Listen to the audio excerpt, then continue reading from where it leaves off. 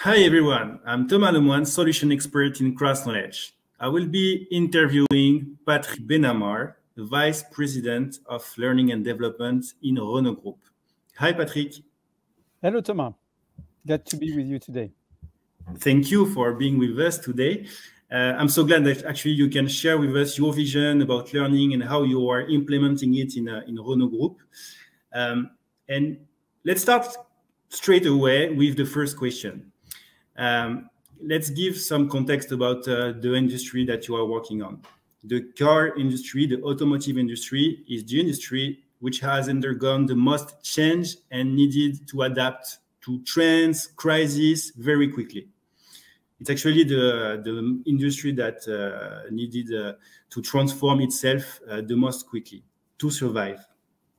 Adapt offers to green revolution, strategy to all-electric fleets and batteries, the big pressure from the low-cost competition, semiconductor component shortage that put pressure on supply chains, etc. And on top of that, the COVID crisis struck. So as an L&D, Patrick, could you please let me know what this challenge, what are your L&D HR challenges with regard to this context? Thank you, Thomas.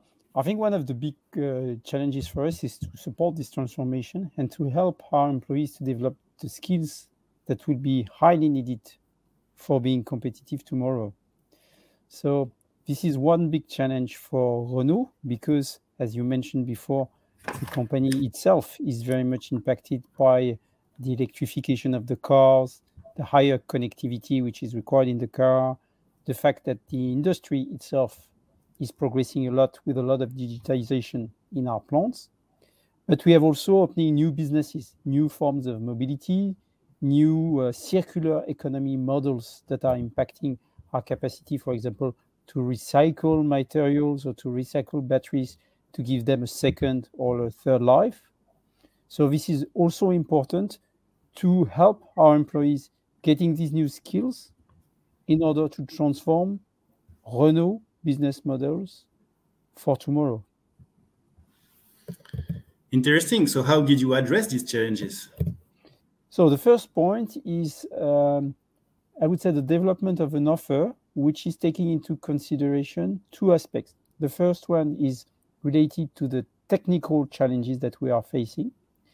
This is why we have internally 15 functional academies which are developing technical content, I would say nourished by the expertise of our senior leaders in order to be able to understand what are the challenges our teams are facing today, but also what are the challenges they will have to face tomorrow in terms of technical skills.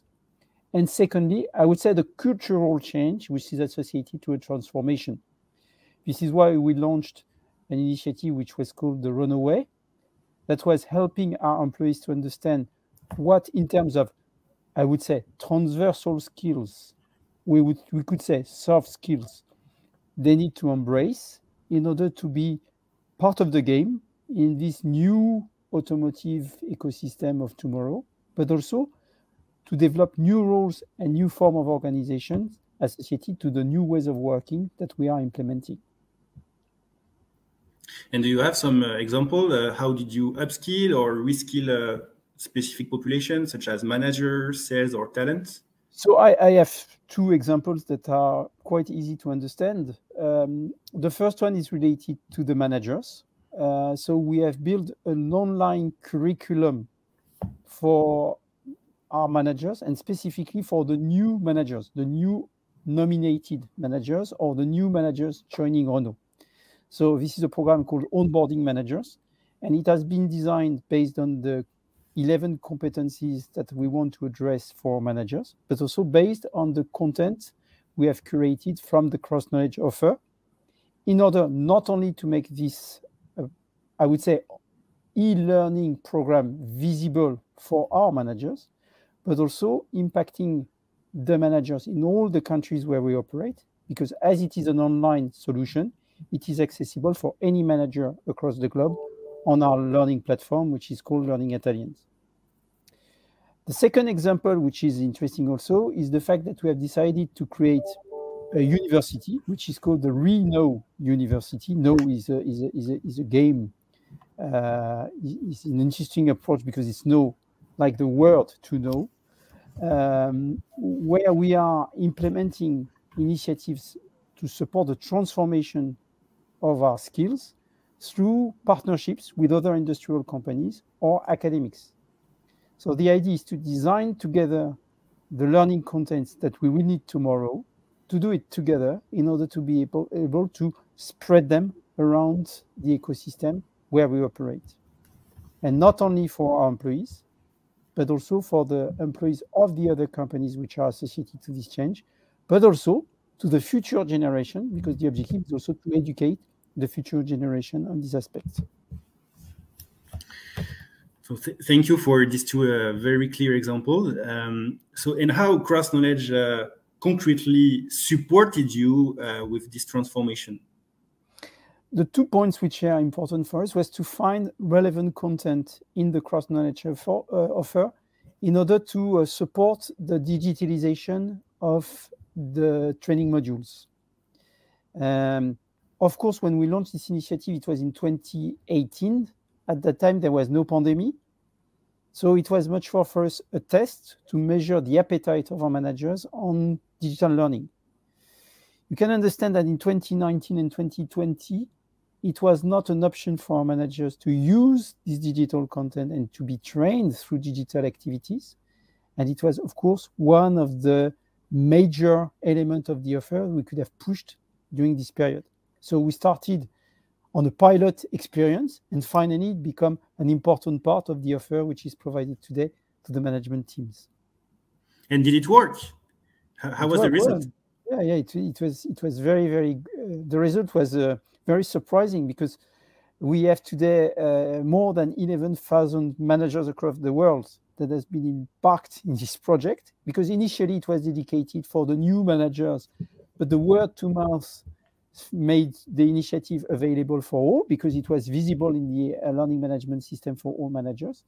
So today we have more than 11,000 employees across the globe that have been going through this program with a high level of completion because we have a completion rate at around 80%, more than 80% today, which means that the selection of contents that we have made was very much appreciated by the learners. The good news is that we didn't stop the design of the program. So we started with 4 modules, 4 steps, and we decided in 2019 and in 2020 to add new steps. So today we have 6 steps in this program, including 2 steps, one on diversity and inclusion, and one on ethics and compliance, which were added in order to give to this program a larger extent and a greater impact on our management populations. Wow. That's a nice program that I would like to be enrolled in. So finally, I have a last question in few words, according to you, Patrick, because we are in this HR conference with the tagline Future of Learning. What does future learning look like for you? I would say the first word for me would be exciting, because as we have seen before, the landscape of learning have changed a lot compared to where we stand 3 years ago. At the time where talking about digital learning or learning at distance was considered as an experimentation and not really as a way to develop, I would say, relevant training activities for our populations. Second word I would use would be the word land of opportunities. The learning and development activities are today the capacity to explore new possibilities, new technologies, linked also to the digitalization of the learning activities, but also the fact that we have more integration of learning in the flow of work. And this means also that we can use collaborative solutions like Microsoft Teams, for example, to develop learning activities that were not possible before, and that are very well integrated in the daily operations and more easy to access for our learners.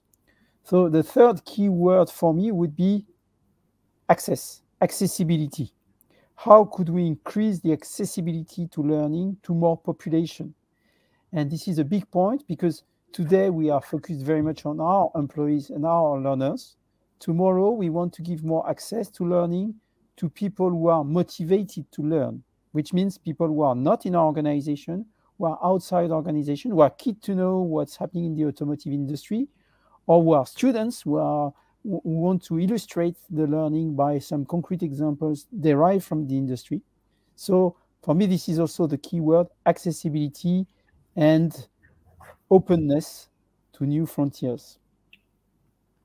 Thank you very much. So exciting, integration, new possibility, and accessibility. It's what I will retain. Give access anywhere, anytime to the one that really need it.